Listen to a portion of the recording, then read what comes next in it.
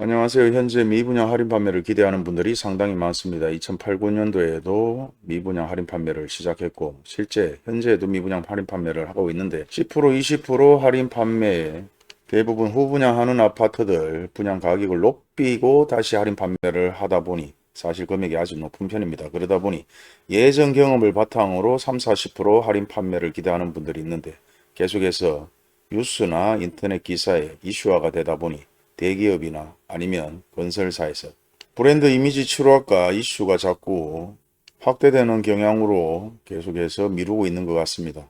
그리고 보다시피 입주되는 아파트와 분양 예정인 아파트들이 상당히 많습니다. 대구에서는 계속해서 분양 예정이 잡혀 있는 아파트들이 뒤로 미루고 현재 상황을 좀 지켜보다는 추이로 계속해서 500만 원이다, 1000만 원이다, 아니면 10%, 20%의 할인 판매만 진행을 하고 있는 상황입니다. 그마저도 사실 문제가 심각하게 발전하다 보니 계속해서 관계자들이 어떻게 진행을 해야 될지 고민이 상당히 많은 것으로 얘기를 하고 있습니다. 그리고 계속해서 구축 아파트, 신축 아파트 할 것 없이 매물이 증가하고 있고 공매나 경매로 나오는 물건들이 상당히 많습니다. 하지만 장기적으로 가다 보면 공매, 경매는 조금 더 가격이 하락해서 나올 수 있는 확률이 상당히 높은 편이고요. 그리고 1억대, 2억대 아파트들이 일부 아파트 금액이 하락하면서 거래가 조금 활성화되는 것 같기도 합니다.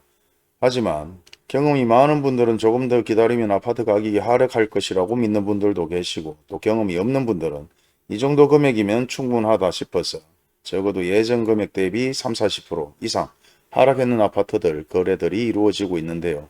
계속해서 이슈들로 아파트 판매를 부추기는 뉴스들도 나오지만은 실제 아파트 매매 거래 동향은 예전보다 현저하게 줄었다는 것을 확인할 수가 있습니다. 2019년도, 20년도 엄청나게 많은 거래가 이루어졌지만 지금 계속해서 일부 반짝 거래가 이루어지고 다시 한번 계속해서 아파트 거래가 엄청나게 줄어들고 있고요.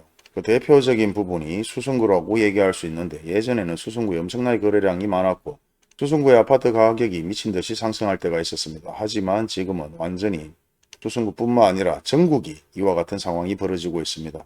중구 마찬가지 2020년도 최고로 거래가 많이 이루어지다가 계속 일부 반짝 거래가 이루어졌다가 다시 한번 하락하고 있는 추세고 중구 같은 경우는 실제 아파트 거래량이 그다지 많은 편은 아니었지만 인구 대비 면적 대비는 거래가 좀 많았다고 얘기할 수도 있습니다. 왜 재개발이 많았기 때문이죠. 서구 마찬가지 19년부터 거래가 일부 많이 이루어지다가 다시 한번 21년도에 하락하는 추세를 보이다가 반짝 거래로 일부 거래가 많이 이루어졌는데요. 서구 같은 경우는 사실 갭 투자가 많이 이루어졌습니다. 물론 서구는 신축 아파트뿐만 아니라 구축 아파트의 대단지 아파트까지 계속해서 가격이 하락하고 있는 추세로 일부 분양하는 아파트들도 반짝 거래가 이루어졌다가 다시 한번 하락세로 내려가고 있는 추세입니다. 북구 마찬가지 20년도에 최고 정점을 찍었다고 얘기할 만큼 엄청나게 많은 갭 투자가 이루어졌다가 다시 한번 하락을 하고 있는 추세고 동구 마찬가지 동일한 데이터를 보여주고 있습니다. 20년 거의 최고조로 거래가 이루어졌다. 계속해서 거래가 이루어지지 않고 갭 투자도 거래되지 않습니다. 달성군 현풍 쪽에 엄청나게 거래량이 많았음에도 실주 반짝 거래가 또 일부 이루어졌습니다.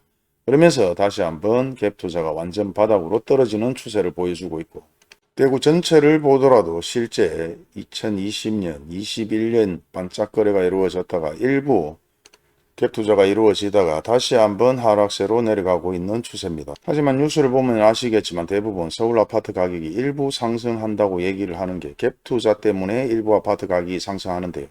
강남으로 일부 갭 투자가 이루어지는 것이 아니라 광진구나 광동구, 송파구 쪽에 적어도 일부 아파트 가격이 저렴한 쪽으로 해서 갭 투자가 이루어집니다. 전세 가격이 받쳐주기 때문에 갭 투자가 이루어지는 것인데요. 아파트 가격이 1억이다. 근데 전세 가격이 8천만 원, 7천만 원이면 3천만 원으로 아파트를 구입할 수 있는 거죠. 하지만 전세 가격이 3천이다, 4천이다 이렇게 됐을 때는 갭 투자 금액이 높기 때문에 실제 갭 투자를 전문적으로 하는 사람들 입장에서는 리스크가 크기 때문에 갭 투자를 하지 않는 겁니다. 하지만 대구 같은 경우는 보시다시피 전세가와 매매가 계속해서 하락하고 있는 추세다 보니까 갭 투자도 할 수 없을 뿐더러 실제 아파트 거래가 계속해서 바닥이다. 예전 대비 50%, 60% 계속해서 아파트 거래량이 줄고 있다는 얘기들을 하고 있습니다. 실제 데이터를 보더라도 그런 동향은 보여주고 있고요.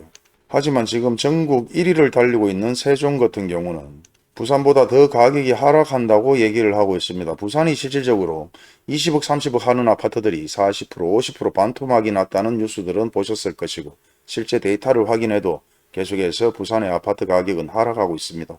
하지만 대구하고 비교했을 때 가격 변동 차이를 크게 보여주지 않고 있는데요. 그 이유는 일부 가격이 높은 아파트들이 계속해서 하락하다 보니 데이터로는 전체적으로 대구보다는 가격 하락률이 좀 덜하다. 이렇게 생각하시면 될 것 같습니다. 물론 급락하는 아파트들 대부분이 오래된 아파트들도 많지만은 신축 아파트들 그리고 고가의 아파트들이 계속해서 하락을 하고 있는 추세입니다. 하지만 근자에 다시 한번 세종 아파트가 50% 이상 폭락을 한다는 뉴스를 보신 적이 있고 제가 올려드렸지만은 실제 데이터로 보게 되면은 2023년도에 거의 아파트가 급락을 하다가 일부 다시 반짝 상승을 하면서 다시 하락하고 있는 추세인데요. 이와 같이 전체적으로 반짝 거래가 이루어졌다는 것은 결국은 정부의 세제나 아니면 금리 인하에 대한 높은 기대감 그리고 일부 아파트 가격이 하락하면서 전세 가격을 동반 하락시키면서 다시 한번 갭 투자를 만들어낸 상황이라고 보시면 될 것 같습니다. 제가 예전 뉴스나 오래된 2007, 8년, 9년도의 뉴스를 스크랩해서 올려드린 이유는 예전에도 동일하게 반짝 거래가 이루어졌습니다.